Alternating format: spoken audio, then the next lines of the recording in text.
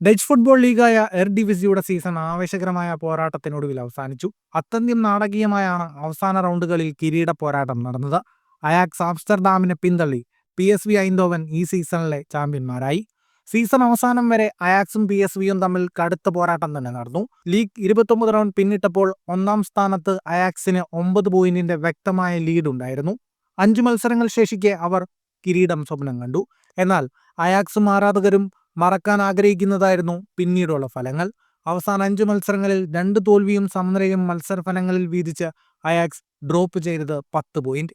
അയാക്സിന്റെ കിതപ്പ് മുതലെടുത്ത് കുതിച്ച PSV തുടർച്ചയായ വിജയങ്ങളോടെ മുന്നേറി കിരീടമുറപ്പിക്കുകയായിരുന്നു. 34 റൗണ്ടുള്ള ലീഗിലെ 33-ാം റൗണ്ടിൽ ലീഗിന്റെ ഗതി തന്നെ മാറ്റിമറിച്ചു. PSV അവസാന റൗണ്ടിന് മുമ്പ് 1-ാം സ്ഥാനം പിടിച്ചെടുത്തു. PSV ഒറ്റ പോയിന്റ് ലീഡിൽ മുന്നിലെത്തി. കഴിഞ്ഞ ദിവസം നടന്ന നിർണായകമായ അവസാന മത്സരത്തിൽ സ്പാർട്ട റോട്ടർഡാമിനെ 1-3 ഗോളുകൾക്ക് പരാജയപ്പെടുത്തി PSV ഡച്ച് ചാമ്പ്യന്മാരായി. നിർണായകമായ 4 മത്സരങ്ങൾ ജയിക്കാനാവാതെ പോയ അയാക്സ് ആവട്ടെ ട്വന്റയെ എതിരില്ലാത്ത 2 ഗോളുകൾക്ക് പരാജയപ്പെടുത്തി സീസൺ അവസാനിപ്പിച്ചു. തുടർച്ചയായ 2-ാം സീസണിലാണ് PSV എർഡിവിസി കിരീടം നേടുന്നത്. PSVയും അയാക്സും അടുത്ത സീസണിലെ ചാമ്പ്യൻസ് ലീഗിന് യോഗ്യതയും ഉറപ്പിച്ചു. ഫുട്ബോൾ ലോകത്തെ കൂടുതൽ വാർത്തകൾക്കും വിശേഷങ്ങൾക്കുമായി സ്പോർട്സ് കഫേ സബ്സ്ക്രൈബ് ചെയ്യുക.